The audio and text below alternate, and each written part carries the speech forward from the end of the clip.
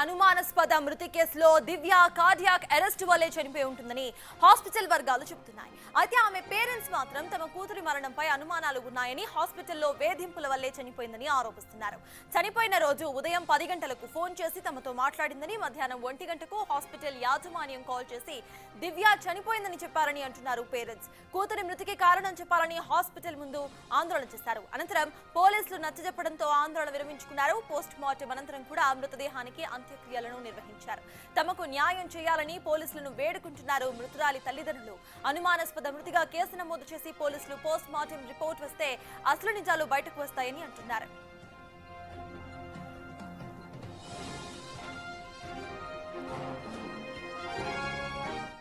Right, దివ్య మృతికి cardiac అరెస్టే కారణం అంటూ కూడా హాస్పిటల్ వర్గాలు అంటుంటే, అటు పేరెంట్స్ మాత్రం అనుమానాలను వ్యక్తం చేస్తున్నారు. దీనికి సంబంధించి పూర్తి అప్డేట్స్ మా ప్రతినిధి దుర్గారెడ్డి అందిస్తారు. దుర్గారెడ్డి, చెప్పండి, ప్రెసెంట్ అక్కడ పేరెంట్స్ ఏమంటున్నారు, పోలీసులు ఏమంటున్నారు, అసలు ప్రెసెంట్ ఈ కేసుకు సంబంధించిన అప్డేట్స్ ఏంటి? సర్తాజ్, అనంతపురం నర్సు మృతి కేసులో అనుమానాలు ఇంకా వేయటం లేదు. పోస్ట్ మార్టం నిన్నే పూర్తయి బంధువులు అంత్యక్రియలు నిర్వహించారు. కానీ పోస్ట్ మార్టం రిపోర్ట్ వస్తే మాత్రమే ఆ పోస్ట్ మార్టం రిపోర్ట్ బేస్ చేసుకుని ఏమైతే ఉన్నాయో కారణాలు వెలికి తీసే అవకాశం ఉందంటూ కూడా పోలీసులు చెప్తున్న పరిస్థితి ఉంది. మొత్తానికి ఈ కేసు చూస్తూ ఉంటే ఇటు తల్లిదండ్రుల ఆరోపణలు కూడా పెద్ద ఎత్తున చేస్తున్నారు. హాస్పిటల్ యాజమాన్యం కాలంలో వేధింపుల కారణంగానే మా అమ్మాయి చనిపోయి ఉంటుంది, లేక చంపేసి ఉంటారంటూ కూడా వారు అనుమానం వ్యక్తం చేస్తూ ఉన్నారు.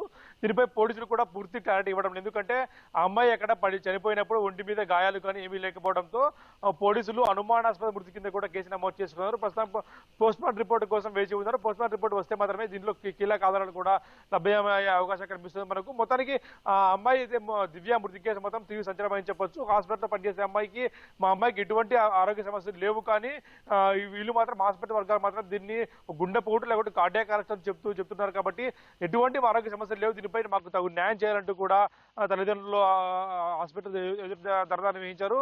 పోలీసులు జోక్యం చేసుకుని నచ్చజెప్పడంతో ఆందోళన కూడా విరమించి మాకు తగిన న్యాయం చేయాలి, మరొకరికి ఇలా జరగకూడదు అంటూ కూడా డిమాండ్ చేసిన పరిస్థితి ఉంది.